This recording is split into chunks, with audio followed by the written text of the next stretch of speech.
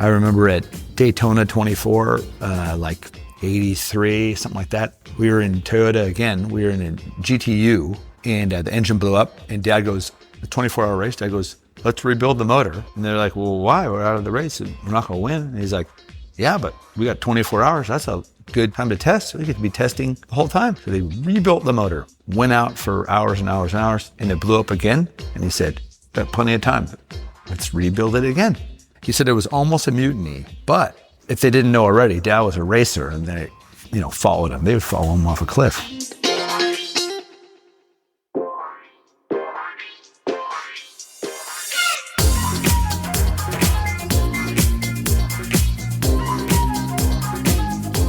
Hi, everybody. This is Horsepower Heritage. I'm Maurice Merrick, and you're in the company of fellow gearheads around the world, listening from places like Miami, Florida, Houston, Texas, Portland, Oregon, Vancouver, British Columbia, Canada, Adelaide, South Australia, and Bristol, England. Thanks for joining me for the final episode of 2024. Man, the time just flies by, doesn't it? But I hope you've had a happy and prosperous year, and I'm truly grateful that you enjoy the show. And this one is extra special for me because I got to sit down with these two gentlemen you're about to meet.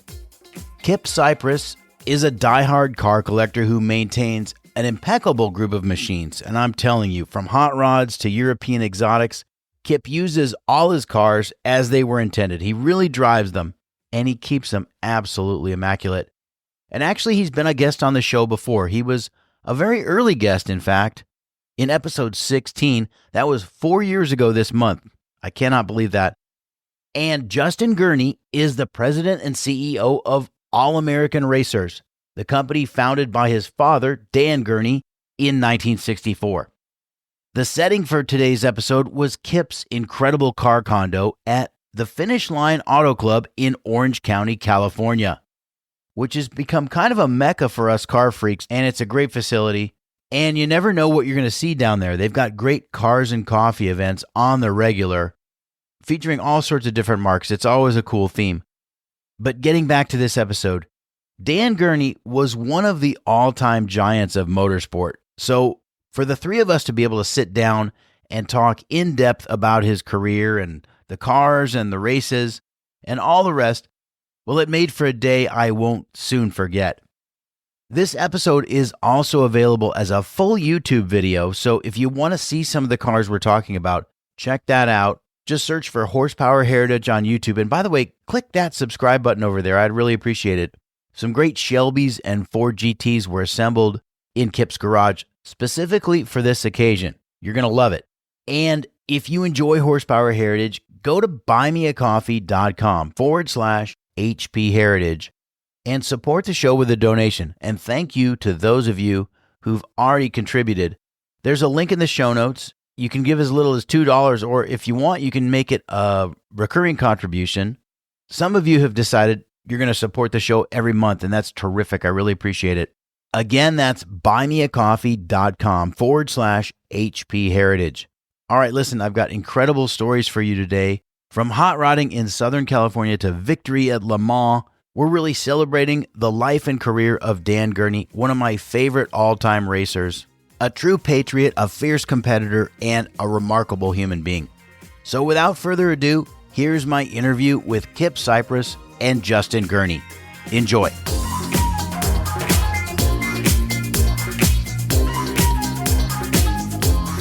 Today, I am in a fantastic private garage space, and it's full of Ford performance cars and also a lot of Shelbys. Our host today is my good buddy, Kip Cyprus. Kip, thanks for having us in. I always enjoy it when you're here. And with Kip is a guy who's sort of, you could say that he's part of American racing royalty. If you've ever heard of Dan Gurney, and I'm sure you have, and All American Racers, well, Dan was a very special person and means a lot to motorsport in general, and particularly to American motorsport. Sexton Gurney, thanks for being with us. Thanks for having me, Maurice. Really great to be here. Sexton, a lot of these cars have really special significance given your family background and given what your father did, not just in racing, but also at All-American Racers with the business, right? True. Well, first, I got to say, Kip's kind enough to store the cars for me as well. So he's doing that for me. So I haven't quite sent him the bill. He hasn't seen the bill yet. So yeah, just I knew that was coming. So yeah, if a couple of the cars that are in this building right here, there's a Cobra back here, it's got a number 15 on it. That is a replica. It's a Shelby built it for Dad for his birthday. What was it? 84th birthday, I think it was. And I had it commissioned. And they made a replica of his 63 Sebring car, which was a favorite Cobra, his favorite ever that he drove. He said for some reason that was the one, 289 car. I wanted him to drive it, but he was at the point he couldn't even push the clutch in anymore. So we were able to get him in the car, and I drove him around. He actually told me to slow down, which is really weird. I must have been going too fast for him, but. Yeah, so that's a really neat car, and if you ever seen the cover of the Rip Chords made a song, or the Hey Little Cobra, sure. And Dad's in that car is on the cover of the album, for that. And when I gave him the car, it was hidden in my garage, and I had that album and I had it wrapped and gave it to him. And he undid it, and he took the record out, and he's like, "Oh, this is so cool!" I'm like, "Dad, you're on the cover. You remember?" "Oh yeah." And then I bought a record player, and I put the song on, let it play, and then while it was playing, I went and ran around, got the car, pulled it out of the driveway. It was really special. Justin, your dad was this big, tall, handsome American, kind of movie star, good looks. One of the guys who in the 50s ended up racing in Europe. And, that's pretty unusual for Americans. Your dad and Phil Hill are two guys that come to mind. They were contemporaries. Yep. Do you recall when you realized your dad was kind of an international superstar in racing?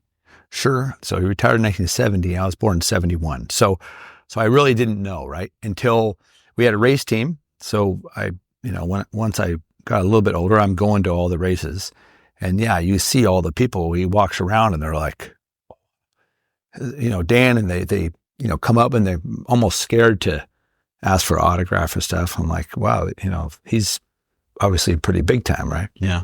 I got to see him do one professional race because he was obviously retired, but he besides Toyota celebrity races, I saw him do all those. But he did a one-off race at Riverside, 1980 NASCAR race. So he hadn't been in the car for a decade, and he came out of retirement for that. So I was 9. So I got to see that. So then that you really see Dad at Riverside. I mean, it was like a superstar. Dan Gurney and Riverside were sort of synonymous. Yeah, I mean, if you're a driver and you see him on the grid, you're going to have a long day. My earliest memory of knowing the names of racing drivers, it was Dan Gurney, Parnelli Jones, and I think Richard Petty. Those were the first guys I knew by name. And, they all came up in a really dangerous era in racing. Did your dad ever talk to you about the danger, the fear?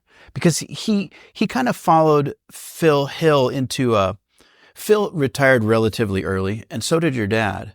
Did he ever talk to you about that? Sure. Yeah, he was already retired, so it was easier for him to talk to me about it. But I asked, of course, and he actually told me that during his time, he actually knew 69 people who lost their lives racing. And I was always blown away that how can you, for instance, if he's at a Formula One race and one of his friends dies in practice, another one dies in qualifying, and you can get in the car and hold it wide open, it just takes a different, person to be able to turn that off. Right. But I do think in the end, Jim Clark was the biggest one that affected him, and he was able to keep going. But when Bruce McLaren was killed, and a couple other guys at the end there, that's probably when he said, maybe it's time to, all these younger kids are coming up. I think it's time to get out. I made it. So. Right. I know that a lot of people thought if this could happen to Jim Clark, who was considered the best driver in the world, then it could happen to me. It could happen to anyone. And I know that was pretty sobering for Jackie Stewart as well, because they were really good friends. Your dad had one bad accident, as I recall. He broke his arm. He rolled the car. Do you remember? Yeah, I think it was Zandvoort. Yes. Yeah, and BRM. Right. Yeah, and he didn't really talk about that one that much, except he said he got a big lesson to, he goes, I'm in the car, and the rest of the guys are sitting in the pits. And he, trust those guys to do the car correctly. Now, I'm not saying that someone did something wrong, but he went down. It's a long, long downhill, maybe a right-hander at the end, and he pushed the brakes, and he said he felt like maybe the brake line expand, and then it broke, popped, and now he's got nothing. Right. Yeah. And he went through a fence, over a hill, over another thing, rolled, and unfortunately, someone lost their life. Right. Yeah. A spectator. Yeah. Yeah. That's got to be tough, because he's helpless at that point. He's just kind of along for the ride. Yeah. That happened quite frequently in the time. Yeah. Kip, what about you? I know that Dan was kind of a hero to you in racing, but do you remember when you first got interested in auto racing and motorsport? I followed GT racing in the 70s, like when he was racing the Cudas. Yeah, the Cuda. That was, for me as a kid, that was the name. Okay, so this Dan Gurney guy, okay, yeah, he seems to be the guy, on the track. And then as I got older, then I recognized more and more. But I'm 56, so Gurney's, his biggest years in racing were in the 60s, and so he was in the Rat Pack of the 60s, like we were talking about. There you go. Yeah. So trying to get American racing recognized on the world stage, that pack of guys would have been Shelby, Gurney, Richie Ginther, Phil Hill. Yeah. These like colorful, kind of brash young Americans, suddenly they're all over Europe. They're racing in Formula One. They're racing in endurance racing. They're at Le Mans. Carroll Shelby sort of, if there was a leader of the Rat Pack with American racers, it would have to be Shell, right? What's more American than a guy in overalls and a cowboy hat going to race in Europe? Oh, yeah. I know that Dad always loved it with regard to Shelby. He loved it because you got these, Southern California hot rodders going up against the establishment, in Europe. He loved that part of it. I'm glad you said that, Justin, because your dad was a hot rodder in the early 50s. Really, before he was racing, he was into hot rods. Your grandparents relocated from the East Coast, right? Yeah. Yeah. So he was born in Port Jefferson in New York. And my grandparents, his parents, decided to move out to Riverside. So you can imagine a kid moving out to Southern California and being into cars. This is like hot rod heaven, right? It was it. Well, it was a perfect time period. Perfect time, right? Yeah. And he hated leaving his friends stuff, but then he said also, hey, I'm going to Southern California hot rod place. And that was him. But yeah, if you look back he went to Bonneville in 1950, with his buddies. They built a car and went there. He ran 130 miles an hour. It looked pretty ratty, and they drove from Riverside. Said he bought some car for $50, and that was the parts carrier for the car. And then another guy owned the engine, another guy owned the car, and then another guy had a tow vehicle. So it was like just a bunch of his buddies, and they dragged the car out there. This is like after high school. So where was he working at the time? He was working at a place called Hunter Engineering out here. And actually, he said that's where he learned to, especially in the Cobras, he said all that heat coming out of from the front. working at that place, he worked in front of a giant furnace, and he goes, I really think that's where I learned to take that heat. That it didn't bother me as much in the car that maybe someone else did. Oh yeah, because like the footwells in a Cobra are fiberglass, right? Oh, so yeah. it just bakes you. Yeah. Just fries your feet. I just finished a 1,000-mile rally in my Cobra up in Northern California, and it was last week, and when we had the incredible temperatures down here. Oh, and it was, fortunately, it was, once you got to altitude, it was in the mid 60s, low 70s, which was because working our way up in 100-degree weather in a Cobra, working your way up to altitude, I thought I was going to die. My shoes, I think I was melting the soles off my shoes, the rubber. Yeah. I mean, I've heard stories. I can't remember the details, but I've heard stories about racing drivers basically kind of giving it up because the heat was so intense in the cockpit that like they couldn't hold on. They couldn't keep their feet in the footwells anymore. No insulation. Yeah, Dad told me that his most difficult race he ever did was a 4-hour Trans Am race at Green Valley, Texas. He was in a Mercury Cougar. And he said that it was in Texas in the middle of summer. So he said it was 112 in the shade outside. And someone had put a bunch of holes in the firewall to cool the motor. And they were just blowing on him. Oh, man. And he says, if you look at the pictures, it's so neat. Parnelli's his teammate, and Parnelli's on his ass the whole race. And Dad actually won by about 3 feet. And he said that was the most difficult thing. He ran out of water like halfway through the race. Said he was screaming in his helmet. He just made it before he passed out. Yeah.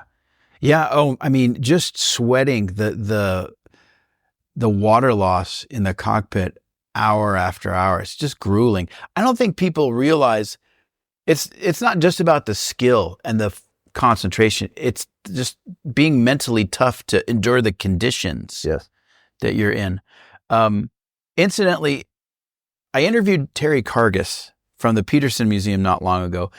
And one of my favorite stories that he told was he went to Torrey Pines to the road races in the summer of 1955.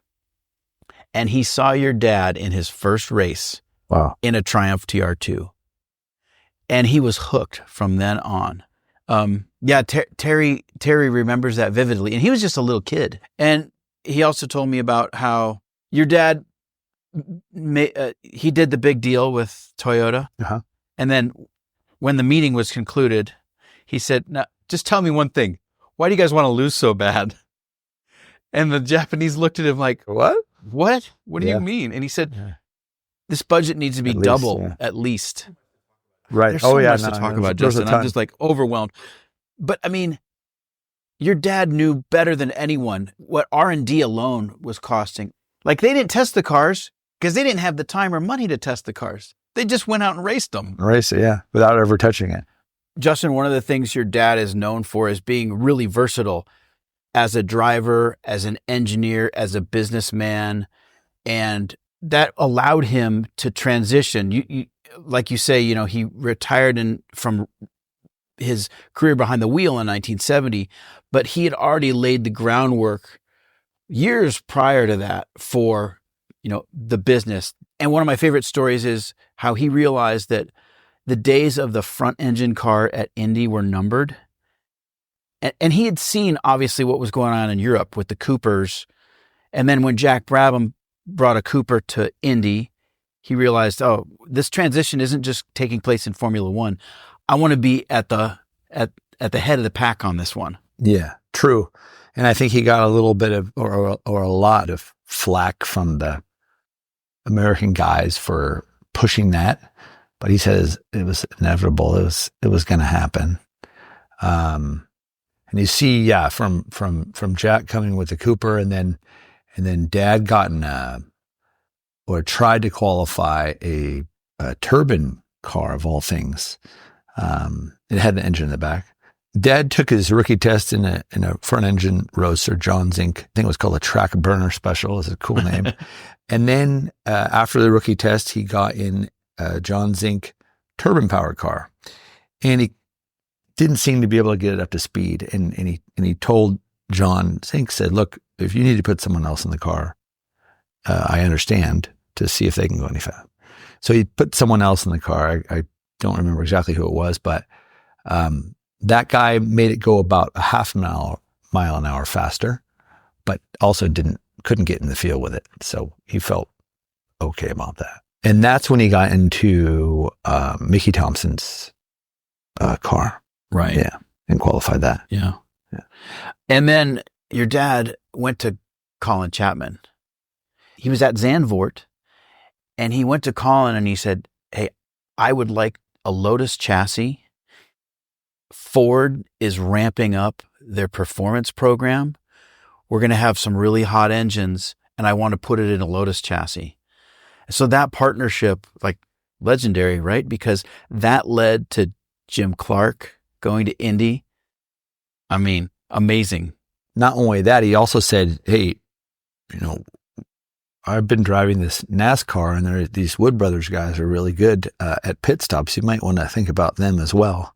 Yeah, because the Wood Brothers pretty much invented the modern pit stop, right? Before they kind of regimented the process and cut down on the time, the drivers would get out, they'd go use the restroom, have a smoke. Yeah. So, I mean, if you could do the pit stop faster, it's got a lot of time gained on the track. So yeah. He had seen it with the Wood Brothers, said, these guys know what they're doing. Yeah. You might want to think about that too. So they did. Yeah. And that's another thing is your dad could drive anything. Like, he drove sedans, he drove sports cars, open wheel, a little bit of everything, really versatile. Yeah, he always told me, he goes, I felt I was very fast and everything, and I wanted to put myself in the best series against the best guys to see how I could do. So that's exactly what he did. Yeah. And in fact, he did it, a lot of times he did that all in the same year, which is unheard of, right? Driving Formula One car, Indy car, NASCAR, sports car, everything all in the same year against the best guys. So, and I know a lot of people ask him, was NASCAR was easy and the Formula One it was hard. And he goes, no. They were equally as difficult when you're up against the best guys in the series. It's just as difficult as that.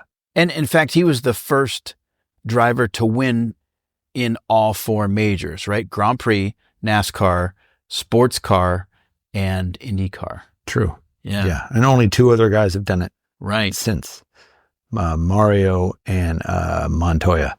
Montoya, right? Montoya and Mario, the only two others. Yeah. Yeah, amazing. Yeah. And some of the things that your dad did aren't ever going to be repeated, just because times have changed and racing is so different. And so, yeah. Now let's talk about the Shelby connection, because we've got a lot of Shelby cars here today, and I want to talk about individual cars as well. But Justin, how did your dad and Shell get hooked up? What was like the beginning of their relationship? The big thing that got All American Racer started was actually a tie-in through Carroll, and I guess it was the morning of the Indy 500, maybe 64, I want to say.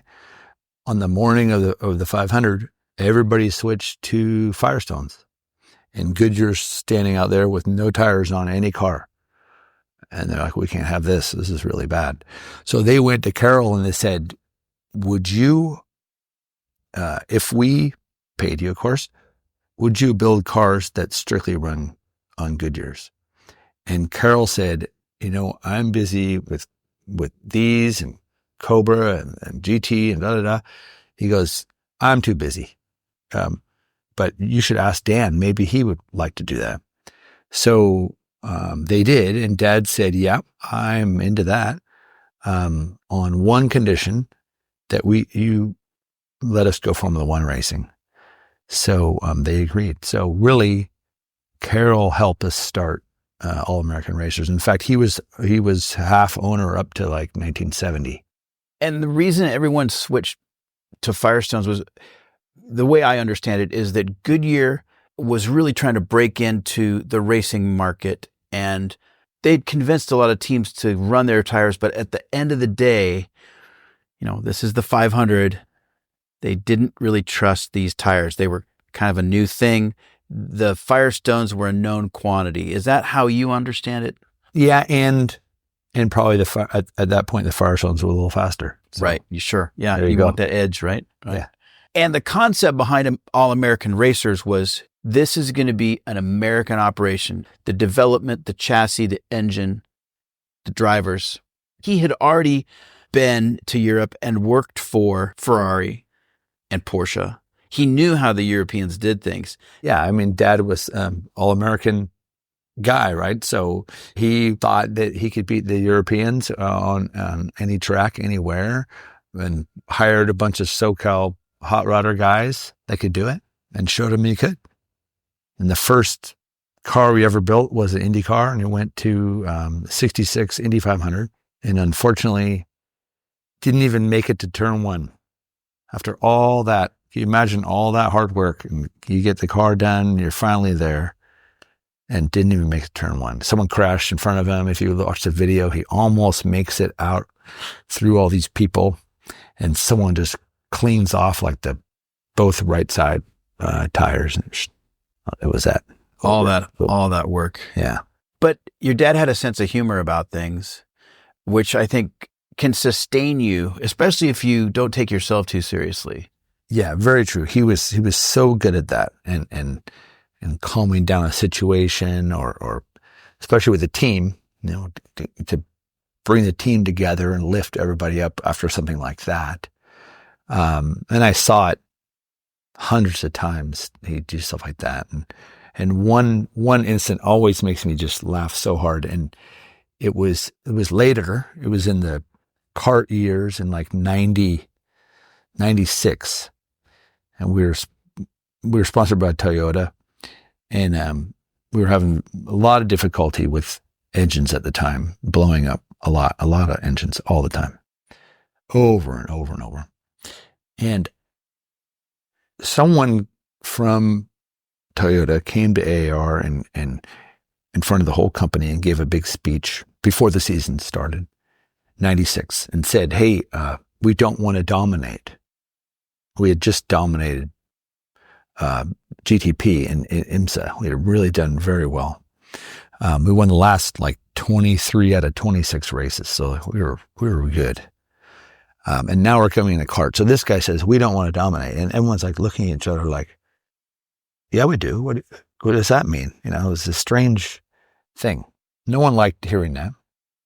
So we're at Laguna Seca, 96 IndyCar race. We qualified dead last, way off the pace, slow as hell. Juan Fangio, the second's driving the car. They fire up the car and they push it from the back, the electric starter, fire it up, and the engine blows. Gentlemen, start your engines. It blew up. And everyone's like, oh my God.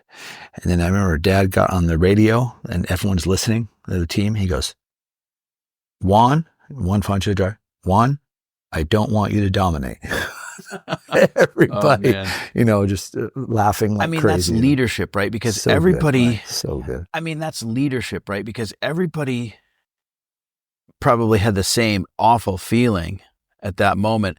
And then for your dad to lighten the mood like that, it kind of lets everybody off the hook in a way, Yeah, he was the ultimate racer like that. He could do that. And then other times, like I remember at Daytona 24, like 83, something like that. We were in Toyota again. We were in a GTU, and the engine blew up. And Dad goes, a 24-hour race. Dad goes, let's rebuild the motor. And they're like, well, why? We're out of the race. And we're not going to win. And he's like, yeah, but we got 24 hours. That's a good time to test. We get to be testing the whole time. So they rebuilt the motor, went out for hours and hours and hours driving it, and it blew up again. And he said, got plenty of time. Let's rebuild it again. He said it was almost a mutiny in the thing. But if they didn't know already, Dad was a racer, and they, followed him. They would follow him off a cliff. Yeah. Not to mention, pushing your team like that, you find if you don't push your team, you don't know where the limits are. That's not just true in racing. It's true in a lot of endeavors in life, I think. I was curious, where does it in his engineering and his mechanical side? Did it start really young, and did he just pick it up along the way because he was a master in mechanics? Yeah. He was all, from when he was a kid. He said when he's in school and listening to the teacher, all he was thinking about was, I'm going to build a rocket or go home and work on my cars or whatever. So it was from early age. Yeah, he was more into making stuff. How about you? Same. Yeah. Same. Yeah. Kip, I want to hear more about this Cobra tour you just did. There's a gentleman up in Northern California. His name's Drew Serb. He has a museum up there called the Cobra Experience. And, he's one of the true underground guys with the do the Cobras today that, he is the main man, and he flies below the radar, but you'll have a lot of the main Cobra people that are into Cobras. And as soon as you say his name, it's like, okay, yeah, he's definitely the top of if not, one of the top of the food chains. And, if you go up to his facility, he has all Carroll's original bucks and tools, and he's still restoring cars today. And anyway, he puts on this tour. It's called the Cobra 1000 and done by the Cobra Experience Center, which is his.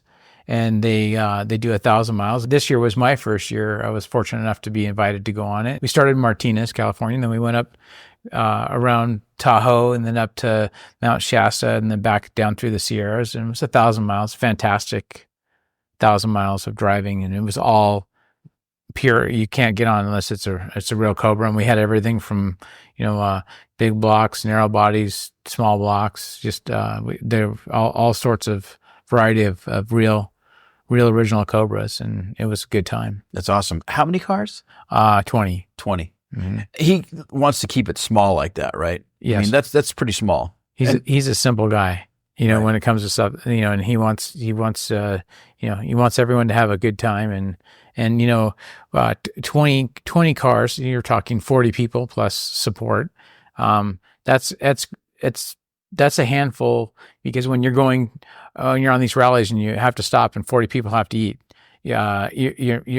The little local diner in the small town is not going to take on 40 people instantly and feed you. So it's a lot of work. You got to find hotels that I can get 20 rooms in these hotels and dinners. The bigger you become more commercialized when the rallies get bigger. So if you have a smaller rally, you can control it. You can make it better. You can enhance it for the participants. Oh, for sure. For sure. I'm interested to hear your observations about driving Cobras, whether it's a 289 or a 427. I mean, I've never driven a Cobra. I've ridden in a Cobra before, and that's an amazing experience. But what's it like behind the wheel for describe it for people? Well, you've got a ton of horsepower with no weight. I'm familiar with a small block Cobra. My Cobra is a small block. I don't have the experience with a big block. You might. Yeah, I mean, yeah. But a small block Cobra is fantastic because the handling is unbelievable. They don't push in the turns. You can confidently power into turns and power through the turns. They're a little rougher riding, I think, compared to a big block, but then it sure makes up for the with the handling.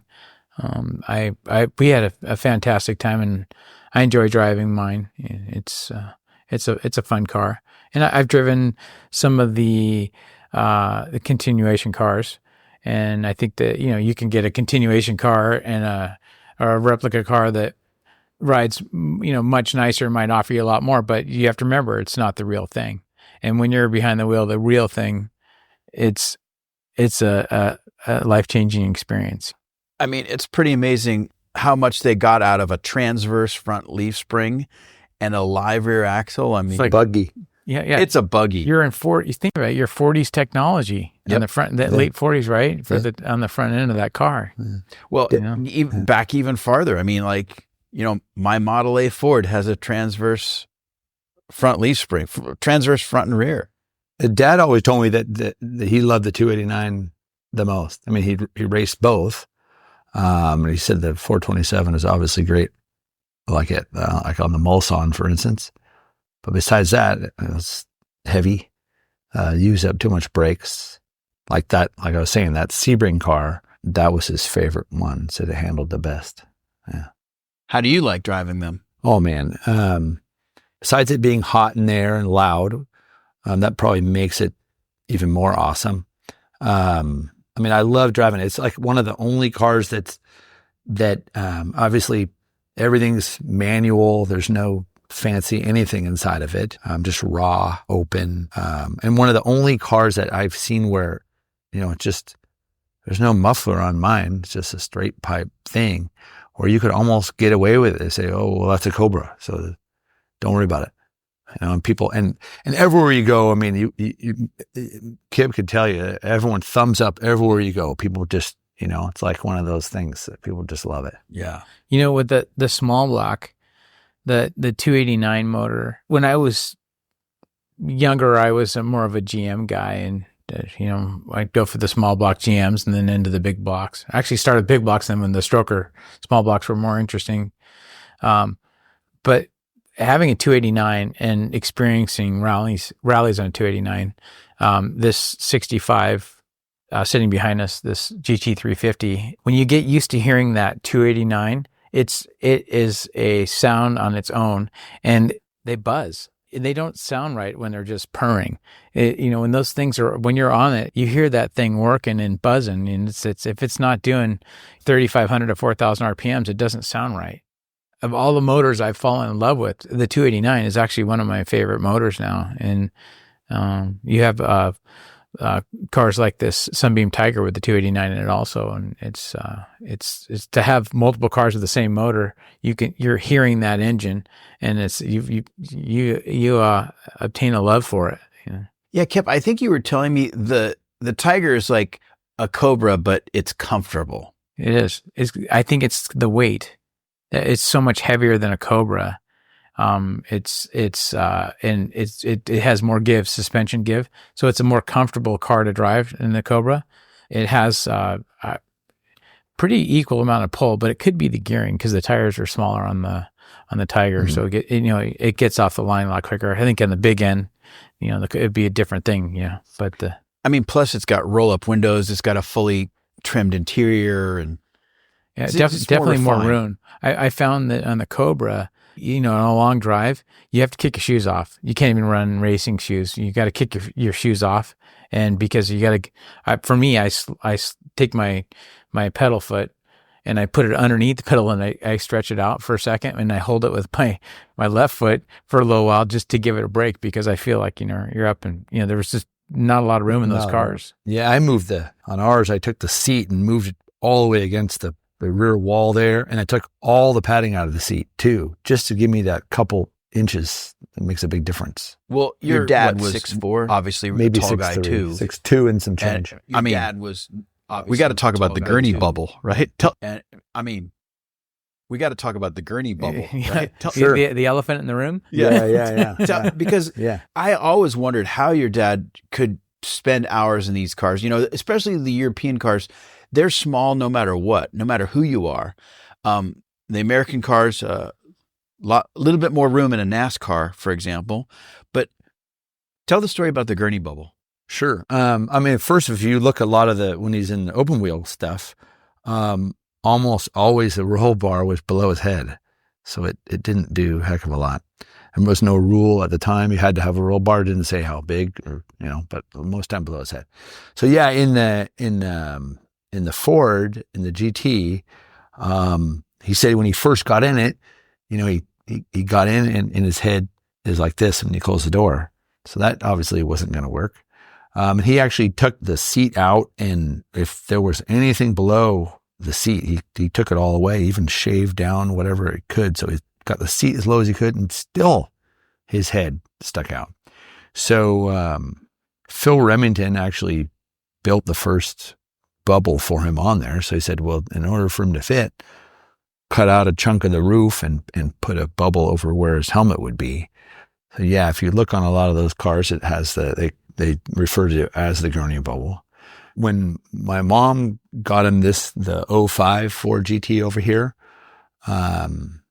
for his birthday, like I think his 75th birthday, she bought it for him. Ford installed the Gurney bubble on that 05 for him. So that's the only one, the only 05 or newer GT with the bubble in it. Other people might have done it, but it's the only real one. Yeah. Custom made for Dan. Yeah. Pretty neat. It's awesome. Do you say custom? Ford made it. Yeah. They just made one. Yeah. And another Gurney innovation is the Gurney flap. Yeah. And that's kind of it's a simple device, but it was a game changer. It was good for like 10 or 12 miles an hour, right? Unbelievable. Even more. Okay. So tell us about that. So 1971, McLaren came to Indy with a new car, and they put 13 miles an hour on top of the 1970 time, which was, a massive number. Usually, it's 1 or half a mile an hour, right? 13. And Dad was like, oh goodness, we're in big trouble. And they qualified first and second. That was Penske McLaren's first and second. We qualified third with our car, but they were 13 miles an hour faster than the year before. So we're out testing after Indy at, I think, Phoenix. And we're there most of the day. And Bobby Unser's our driver, and he can be very outspoken. And he said to Dad, he goes, Dan, you're supposed to know all these things. Can't you come up with something that could, we're not going any faster. And then Dad, he said, I was already thinking about it. He said, actually on the Ford GT, on the Mark IV at Le Mans, he goes, we fiddled with the it didn't have a wing, but it had a spoiler on the back. And he goes, we fiddled with that spoiler all the time, and it made a giant difference on the Mulsanne, just an 1/8 of an inch. He goes, I could feel it. It was a huge difference. So he goes, what if we put a little spoiler on the wing? And he went out and actually did it himself. He said he got a piece of aluminum, and he goes, I bent it up, and I told the guys, let's do this. So he drilled some holes and stuck it on the rear wing of our 1971 car. Sent Bobby out. Bobby did one lap, and he came in and he said, oh, this thing's awful. It doesn't steer anymore. It's horrible. Something's, what do you guys do? And Dad said, holy God. So he goes, put some of those on the front wings. Bobby went around, pulled in, and everyone's looking at their stopwatch like, oh my God. And he goes, Dan, I think whatever you just did is the biggest advantage that anyone's had in the last 50 years. And he said, is anybody watching right now in the stands? Because a lot of times they would go and watch other teams. And Dad looked around and said, no one's here. He said, we need to pack up and get out of here. Yeah, so that flap was that big of a difference. And it's a tiny little thing. It's like a 90-degree bend in a piece of he said usually make it 1%. The magic number was 1% of the cord length of the wing. 1%, a little tiny little piece of aluminum. It helped the air stay attached longer. Right. So it made, in essence, a bigger wing. Right. We took it to Indy 1972 for the first time, and McLaren has their new cars, and here's our new Eagle, first time with the Gurney flap. We got the pole position, and we put 17 miles an hour on top of the 13 from the year before. Still the biggest gain ever until today, right? Still the biggest. So over from 1970 to 72, it went up like 30 miles an hour. And isn't that when you guys broke the 200 mile an hour barrier at Indy that year? So Indy, we were still doing like 195, 197. So Ontario, 72, we took it, and no Indy car had ever gone 200 average. First ever 200 mile per hour lap. Amazing. Yeah. And we actually went 201 the next day. Bobby went 201. Bobby was always pissed that that he didn't get the first 200 mile per hour lap. And maybe he would have, but I think there was some kind of engine problem. So Jerry got it. Yeah. Wow. Justin, I'm interested to hear about your dad winning Le Mans in 67 with AJ Foyt. AJ was a rookie. Your dad was a seasoned veteran at that point, and he kind of took AJ under his wing. Oh, yeah. Well, 67 would have been his 10th try to win. Now, he had won before in the GT class in the Cobra Daytona, but for overall, this would have been his 10th try. And he said he'd always seen Briggs Cunningham would always kick his butt, and he goes, I was going much faster, but Briggs wasn't using up the car, and apparently I was. So getting AJ was great. Dad loved AJ and knew he was a big talent, and they got along famously. And the word was that they were going to be the rabbit, and go out and make everyone break. And Dad was like, nah, we're gonna win this thing. We're not going to be the rabbit. So he said, never did I try to, he wanted to, him against AJ. Of course, Dad being the racer, he wants to be the fastest always. But he said, AJ, look, I've done this 9 times. This is an endurance contest. This is what this is at this point. And we need to do the race this way. We stick to this, we're going to be at the front. So let's not have an inner team, rivalry. We just, this is what we're going to do. And AJ said, okay. And he was a rookie, never been there before. And I think they qualified a little bit back, 8th or something like that. And Ford guy said, well, what's wrong? Why are we? And Dad said, look, the car's perfect. Don't touch it. It's fine. And he said that he worked with AJ. He said, look, at the end of Mulsanne, however long Mulsanne was, 3-point-something miles straight away, right? With a right turn at the end. So he said, you're on the brakes for a long time, every lap. And he goes, let's not use up the brakes. We'll just lift way early, use the engine to slow us down, then apply the brakes.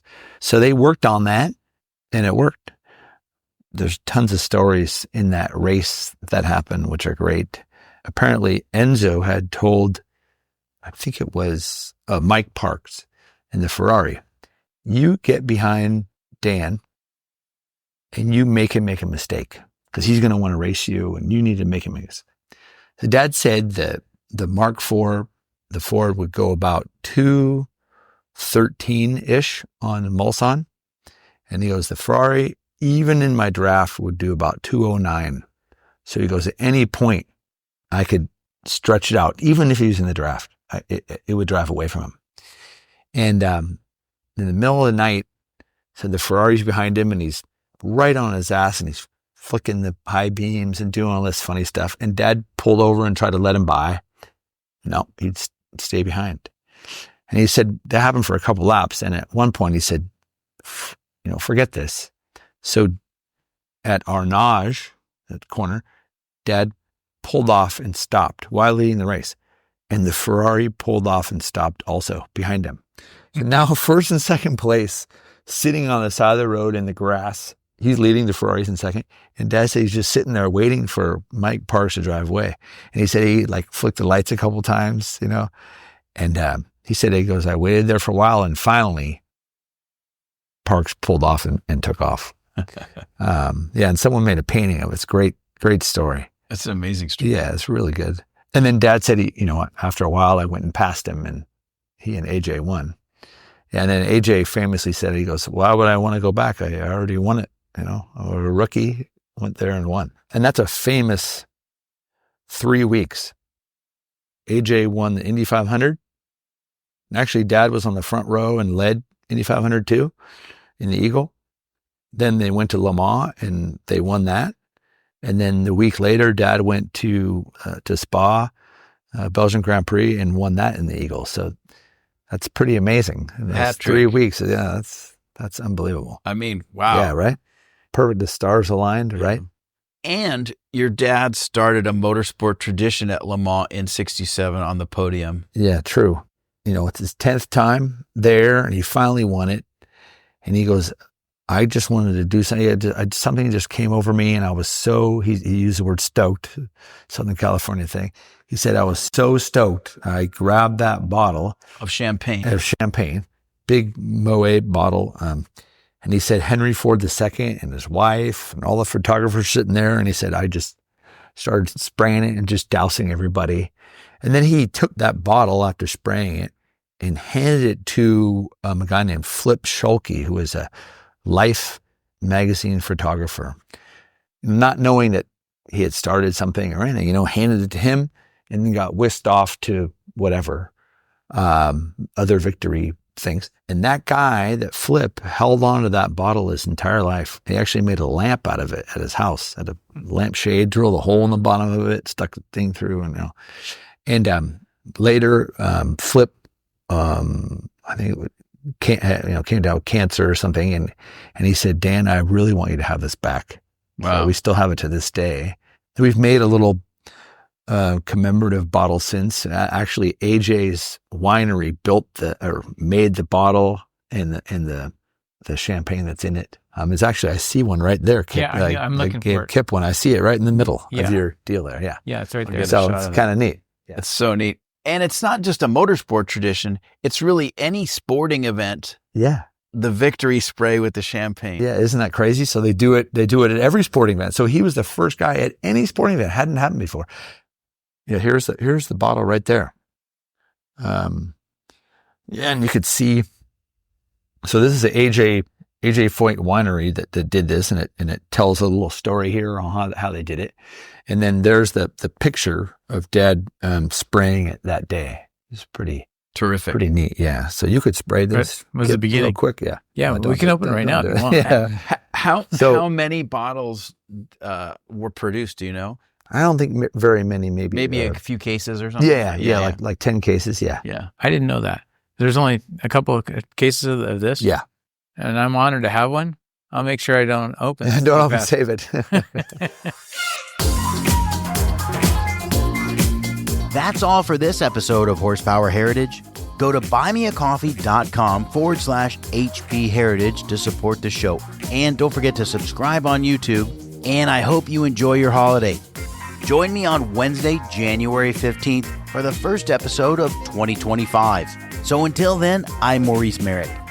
Merry Christmas, Happy New Year, and as always, thanks for listening.